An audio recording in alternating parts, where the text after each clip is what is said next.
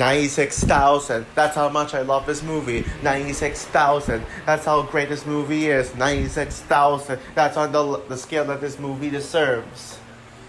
Hey guys, this is Frozen Wish Studios here, and welcome back to another movie review with the release of the highly anticipated Wicked, which is tied with Moana 2 as my most anticipated movie of November 2024. I am here today to prepare for Wicked. Of course, I will review that movie you'd expect me to ideally review in preparation for it, but I think this film in particular deserves a shot too because of just how underappreciated it is. So yeah, guys, I am here today to review In the Heights. And so In the Heights is the second major film from John M. Chu. Oh, not really second. I mean, he did direct like films like G.I. Joe Retaliation and Now You See Me Too, and a few others. But yeah, this is like his seventh film, I guess. You could say that. Yeah, pretty much his seventh film that he has directed. And also the second most critically acclaimed film that he directed, with the first critically acclaimed film being Crazy Rich Asians, which I thought that movie was pretty solid but a bit overrated. And it came out in the year 2021, the same year as other banger musicals like Encanto, Tick Tick Boom, and of course West Side Story. And it stars Anthony Ramos, Corey Hawkins, Leslie Grace, Melissa Barrera, Olga Merediz, Daphne Rubin Vega, Gregory Diaz IV, Mark Anthony, Jimmy Smits, Stephanie Beatriz, yes, Mirabelle's in this, Lin-Manuel Miranda in a cameo role, etc. And so the film tells a story taking place in New York or Washington, I don't remember. But it basically tells the story of how Latino Americans live their lives in U.S. as they are like considered to be some of the poorer people in the U.S. and all of them would have their hopes and dreams. But it mainly focuses on Usnavi, played by Anthony Ramos, a bodega owner who has mixed feelings about closing his store and retiring to the Dominican Republic or staying in Washington Heights. Yeah, technically Washington Heights is the name of the location, but I don't know if it's in New York or another location. I just don't remember. But Washington Heights is what they call the place, like their home in the U.S. So yeah, he has trouble like trying to like figure out what he wants to do with his life because he has like two separate dreams. His dream of retiring and living in the beach, or staying around with his with his love Vanessa, as well as other characters like his best friend Benny and Nina, as well as his brother or cousin, Benny, and his mother, Abuela Claudia, his abuela technically. That's the best I can say about it. And yeah, it is really tough for him because Vanessa also has her own dreams as well. She doesn't have share the same dreams as Navi, so he is just worried that he won't get to be with Vanessa if he retires and moves out. So that's the plot for it. So I think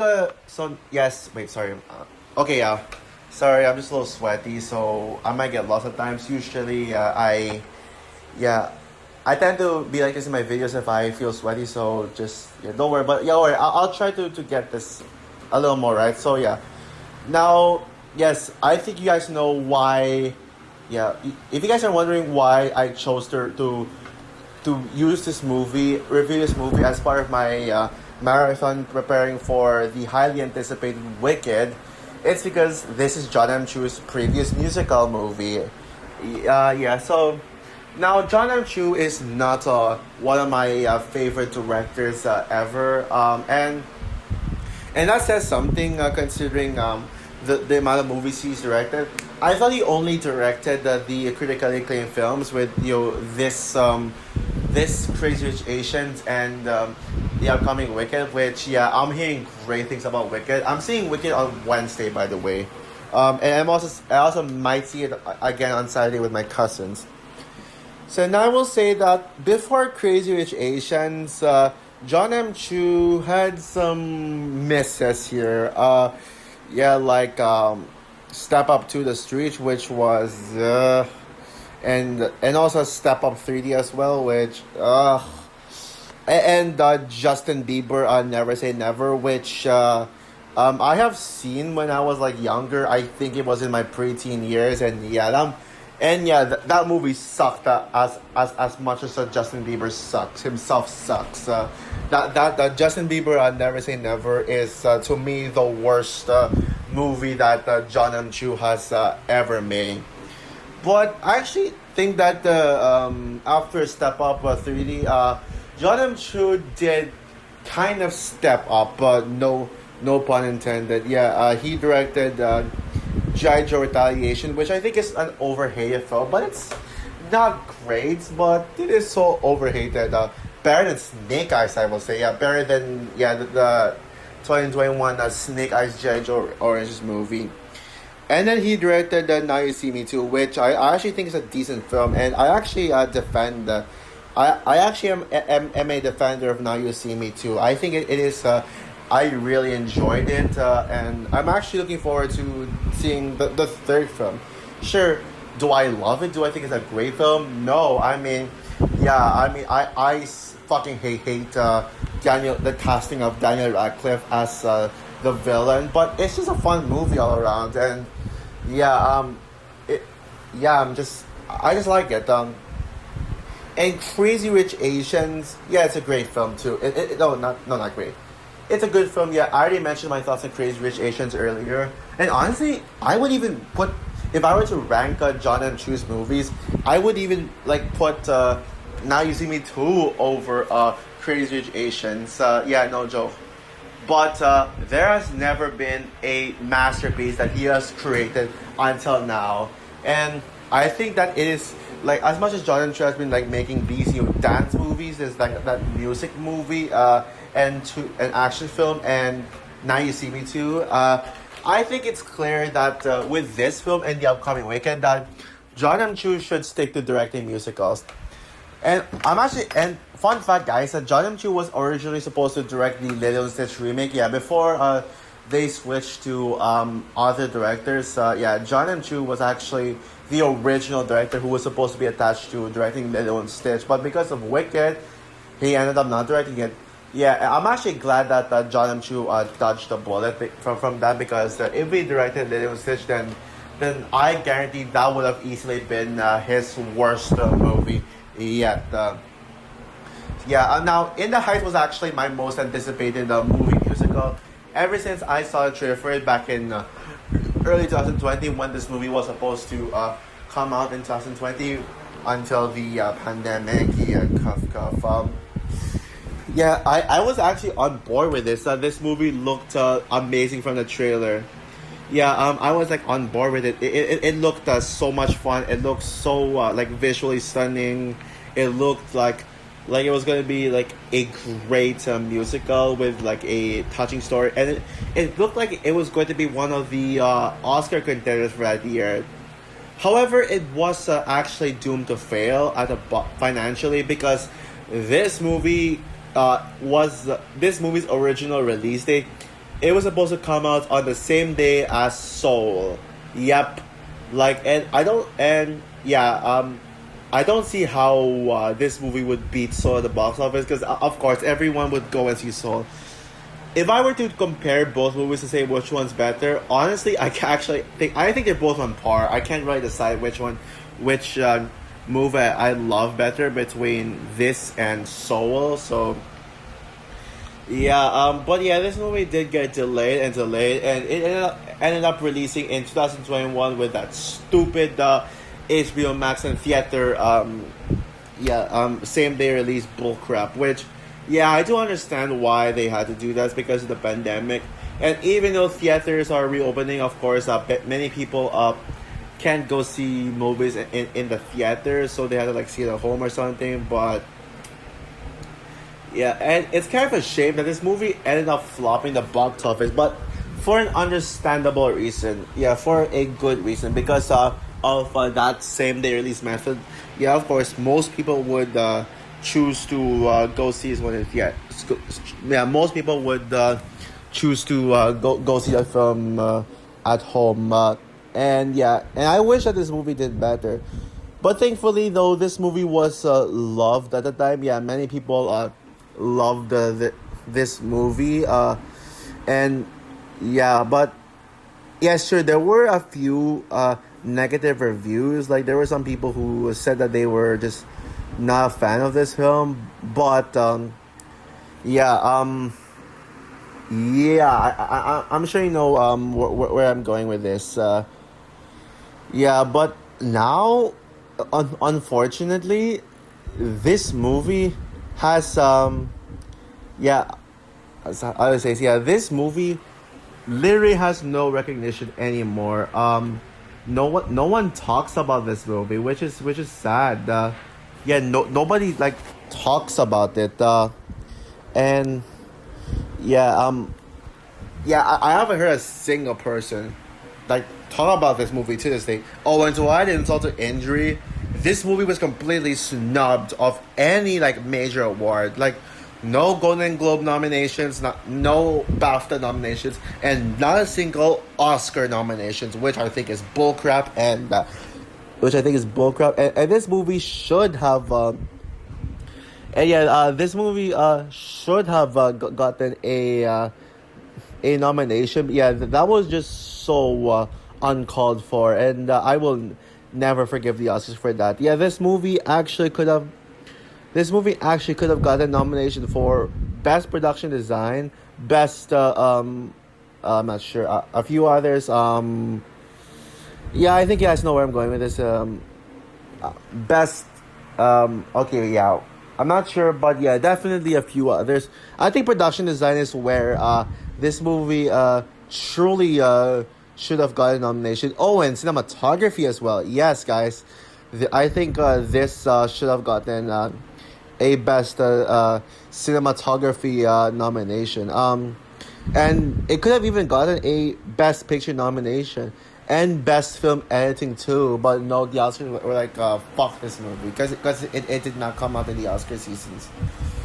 Oh boy, but yeah, now I'm here today to actually give you all my review of this film, and to do this movie the justice. Yeah, I hope that my review of this movie will bring back will help this movie bring back the recognition it deserves. And this is why I wanted to review In the Heights, because I just wanted to remind you all about why Wicked, why I think I'm hyped for Wicked. It's, yeah, as much as I am a fan of the Wicked Broadway musical, it's John M. Chu.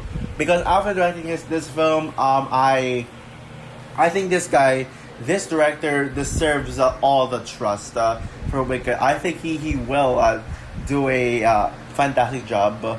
Although I'm not familiar with the In the Heights Broadway musical, from one Broadway musical to another, yeah, I don't know how he could screw up Wicked. And even from the trailer, you could already tell. And when it comes to movie musicals, yeah, everyone knows that movie musicals is one of my absolute favorite genres, and I stand by that.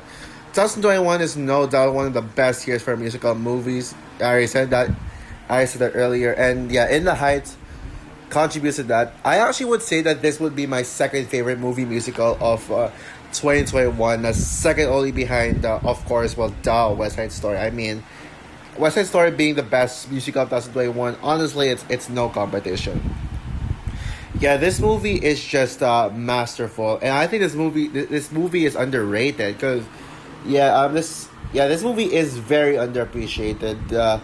Even though it got massively positive reviews, like high ratings, it's just it's just been forgotten in this day of age. Yeah, and even though I said earlier that I am not familiar with the films of Broadway musical that it was adapted from, it's easy to feel the Broadway in this, because yeah, let's start off with maybe the movie that made it.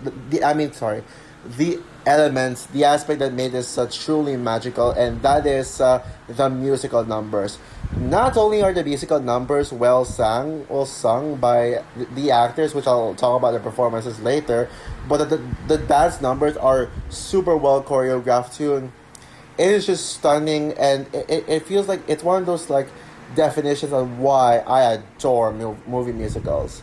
With this film in particular, the music makes audiences want to dance and sing along to, especially with songs like 96,000, Blackout, and of course, In the Heights, my favorite song in this one. Well, technically, I'm debating if it's either In the Heights or 96,000, but it could be either one. John M. Chu's directing style is absolutely spot on, and yeah, this is why I think that John M. Chu is one of the best movie musical directors, and that statement will be even more justified if Wicked ends up being as good as this one. And in fact, yeah, dare I say, this is no competition the best John M. Chu movie, and it's going to be hard for a Wicked to top this one. But if Wicked ends up topping this as the best John M. Chu movie, I actually would be happy about it. I won't be shocked about it, but it's just that this movie is just too good to be topped. So we'll see how it is. A a common criticism I hear about this movie is that it's just all endless singing with no plot. Yes, there is very little plot in this, as it's not a plot-driven type story, but there is a story to be told, and it is a character-driven story. If the movie does enough to make you care about the characters and root for them to get what they want, then you have good writing. And does this movie make me root for the characters? Hell freaking yes. I love every single character in this, side character or the main characters. Yeah, Usnavi has dreams, which is essential to the story of the film, and the film does a terrific job at making you root for Usnavi to succeed in his dreams. And you're like wondering, like, and it can even be in two sides in this one. Whether you'd root for him to retire and go to the Dominican Republic, or root for him to stay with the love of his life. For me personally, I rooted for Usnavi to stay with the love of his life, of his life, because let's be real here, I love Vanessa. Vanessa is my favorite character in this film, and I think that should be obvious to you guys who know me so well, and I'm sure, yeah, it should be obvious to you guys who are familiar with my love for Melissa Barrera, as she's in my top 10 favorite actresses of all time. I absolutely love Melissa Barrera. She is one of those actresses who could do no wrong, and even her weakest performance, which is from Carmen, is still an amazing top-notch performance, which just goes to show how great she is. Is Vanessa her best performance? I would say second. Her best performance is still Sam Carpenter from the Scream films, which, yeah, fuck you, Spyglass, for firing her. I am never gonna get over that. And I am not watching Scream 6 in theaters. I still want to like Scream 6 and give it a chance, but I am not giving my money to those fuckers who fired Melissa Barrera and decided to continue without her. And I am already removing a point from Scream 7 for that. But anyways, yeah, moving on. Vanessa is my favorite character in the film, and Melissa Barrera gives the best performance of the cast. Not only because of how well acted she is, but her singing voice. Oh my goodness, she sings like an angel. Like seriously, what a beautiful, gorgeous voice she is. I think she has one of the best singing voices an actress could ever give. And she's like literally the Rachel Zegler's Maria of In the Heights. Although I would still favor Rachel Zegler's Maria over Melissa Barrera's Vanessa. And also other characters like Nina and Benny have their like they're also great characters too. Like every single character in this one, there's not a single character who feels wasted, not a single character who I don't like. Like everyone is just amazing. Like especially when it comes, especially with like the cast ensemble, no actor in this one felt wasted in the slightest bit. Anthony Ramos, Corey Hawkins, and Grace gives the best performance of the cast. Anthony Ramos is my favorite Latino actor. Well, either him or Sholo Marinduena. I'll have to think about that. Maybe I give a slight edge to Sholo Marinduena because of Cobra Kai. I need to say how much I love Cobra Kai, but Anthony Ramos is right up there as some of the best male Latino actors because of just how good he is in like pretty much almost everything he does. Even with films like Honest Thief, a film that nobody remembers besides just being another generically amusing action film, Anthony Ramos was the standout of the film, and he actually what made the film less terrible. Yeah, I actually just thought of that movie just now. It just came out of nowhere, but yeah, you get the point. Corey Hawkins and Leslie Grace, yeah. Nina's actually Nina would actually be my second favorite character in the film. Yeah, Nina, yeah, it's also just as amazing as Vanessa as well, and not just in terms of her character arc, but also her singing voice as well, and Leslie Grace's performance. Yeah, and if I were to like give you guys my top five favorite characters in the Heights, yeah, actually I can gladly like give you guys the list with ease. Number five is Benny. Number four is wait. Number four is his cousin Sonny. Number three is Usnavi. Number two is Nina, and number one is Vanessa. Yeah, so that's my list. At its core, this film is a depiction of Latino Americans living in the U.S., how they live and what their dreams are. Like it depicts Latinos very well and very accurately as well. This is a love letter to Latinos and a celebration of their culture. Yeah, the cinematography, the editing, all the technical stuff in this one, beautiful. And yes, that should have gotten an Oscar nomination. And yeah, the Oscars, yeah, shame on you for robbing this one. This was an awards type film. And it's also like super entertaining as well. It has an extremely long runtime of 1 hour and 143 minutes, and it never drags. There was never a boring scene, and it just flies by. And there's like so much like countless songs in this film. Like there's a lot of songs, enough to be entertaining. And yeah, every single songs as well. Yeah. Oh, and also another one of my favorite songs is is that the Vanessa solo song in like the first act of the film. Like I think it was the second or third song. However, yes, it's understandable that I don't remember the name. Yeah, unlike most movie musicals, which only has like less than 10 songs, this one has like 16 songs, believe it or not. So, I mean, it makes sense for me to not memorize every single song title of this one because there's just so many. And I know people hate the fact that musical movies would have too much singing, but I think this one it needed that much song. So honestly, if In the Heights was not a musical, this movie would have not been the same. Like it would have been less impactful. Oh, and yeah, the ending as well. Yeah, what a heartwarming ending. It really warmed my heart. So overall, In the Heights is not only one of my favorite movie musicals of 2021 and my favorite John M. Chu film, but it is one of like my favorite movie musicals in general. It is in my top 50 favorite movies of all time list, and it is among my top 5 favorite movies of 2021. So with that said, guys, I'm going to give In the Heights 5 stars out of 5. If you're willing to watch a bunch of movies connected to Wicked that you want to like rewatch in preparation for Wicked, then I highly suggest rewatch In the Heights. Like, remind yourself about how much of a masterpiece this is. And yeah, I have no doubts that Wicked will. I have no doubts about Wicked. I just know Wicked will be a masterpiece. But I'm 50-50 on like how Wicked will compare to this masterpiece right here. So yeah, that's all for my review of it. What are your thoughts in The Heights? Have you seen this film or not? And if you did, would you agree that this is one of the best movie musicals that ever made? Or is this movie not your cup of tea?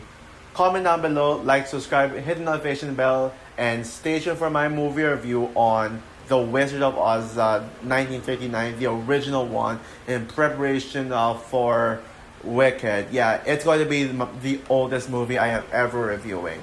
So yeah, bye guys.